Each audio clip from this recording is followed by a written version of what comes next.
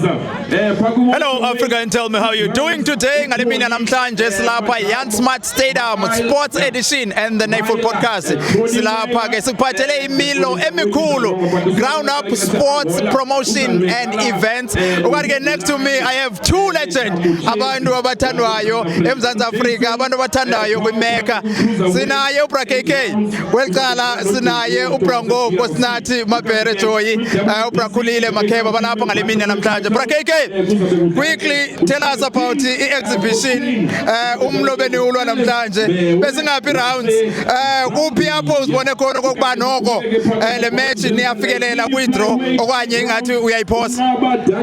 Into enzekayo ndiyabulela makokuqala ngelithuba sesalifumana because ke okokuqala ngifuna ubulela uMabhera because nguMabhera ondibonakalise uthando.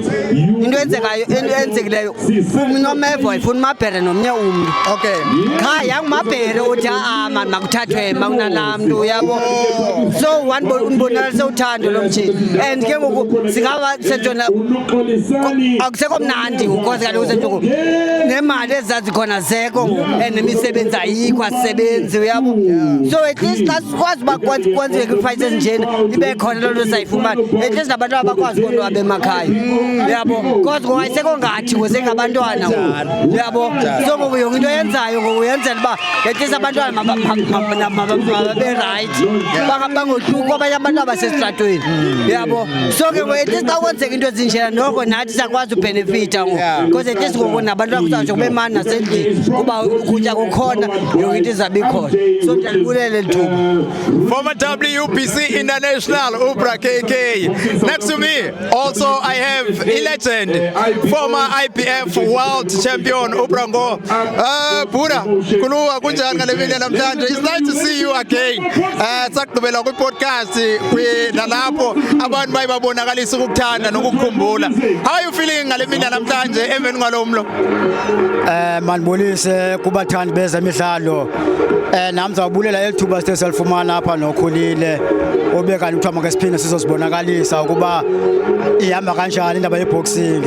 Nathi kange siyibaleke lento le sesayivuma okay wasiyayifuna uzodlala apha sibonisa abantwana ukuthi iboxing into enjani na and nathi sisabawela nathi ubox apha ke ngenxa yokuxesha kuthiwa ixesha limkile kodwa sibe sibona ukuthi ke ixesha basingaphinda siboxa yabo nathi sisakhala ngalona le but ke asinawuthini na ke kodwa siyabulela manje sizobulela ke noMeva lo ye wakwazi ke asicinge ngohlobo asicinge nganami kwazi ukwazi ucinga ngokhulile sibe kanti siyakwazi ukudibana apha santsho inkosi ke ngalomulo.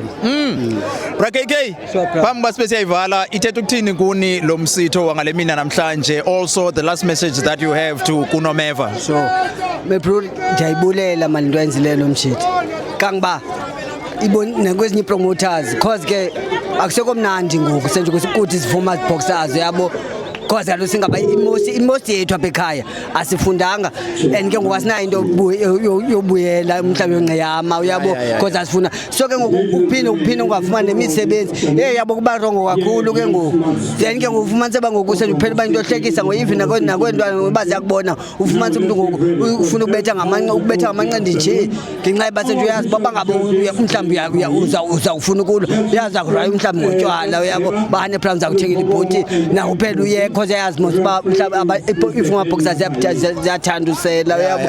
So ke kuzanto zingekho mnandi ezame pro uyabo azikho mnandi nyane ezalukhoza lo senje nathi singabantu egqibeleni nathi kuyafuneka ingase nathi senje sikwazi uba nathi sibe kwindawo ezingasentla uyabo sikwazi nathi usupport ifamily zethu ola hlobo sasiqala ukwenza ngala xesha zibox because ngoku ufumanise kuba ngoku ubuqala ulanda abantu odladleni ubahoya yabo nemali yongena imali ngoku senje kunzima ngoku uyabo because ngomsekelo manje ndiqhomekeke imali enkamkam imali esithile because angisebenzi and ayikho mnandi laa nto phela because nayo FM uyamane ethetha uyabo and azingeni kamandi mali zawuthini because akho nto yenzekayo uyayibona. So ndiyacela mani even nezinye promoters ngasibe kanti mhlawumbe zinazo sibonile kule nto yenziwa kulo mfana at least nazo simanze sifake because ke nyani ke informa champions lapha ekhaya iwes apha Eastern Cape ziyakhala mhlawumbe ziyakhala imoto yethu yabo so at least bangabazi nezinye promoters mhlawumbe noma senza lento at least umahluko ngakhona. Okay, thank you so much man. Ngiyabulela bro. I was wishing you all the best. Enkosi retirement yakho ube safe mkhulu. Branko amazwi akho nje yokuvala nawe also na message to kuNomeva man. Ngale mina namhlanje sizovalelisa uNomeva but it's not only about uNomeva, there's a lot that is here. Ibouts ezininzi ngale mina namhlanje. Manje thina ngoba man enkosi man ngenxaso abantu babukela eTVini nabantu abalapha ngento lesiyenzile yapha nokhulile sibe kani sibulela uNomeva esikakhulu andifuna uba mdima kule ncoko bethiwa ngobukhulile man ngeba nami ndayongeza qha andiyani uba bhanzani seniyivile man indaba yethu man ibhlungu thina sisesibhoxa sizizo kweli xesha likhoyo ngoku yilona nje angikwazi ukongeza ke ngoku into noyitsho nje siyacela makwezinye ipromoter man besinocela xa senze zo-fight at least akuba masithathe mna nokhulile nabanye abakwezi ngxaki sikuzo sikule nto imeko sikuyo bebane befakwa ngofakwa singasolo besihleli ngola hlobo sihleli ngalo at least mhlawumbi nasathi sikhuthale wesenwe kule nto siyenzayo ke ngoku enkosi man. Well, that's it from two former boxers, one WBC International and the other one former IBF World Champion. For now, on Sports Edition, under the Nate Football Podcast, stay tuned. We're here at the Jan Smuts Stadium.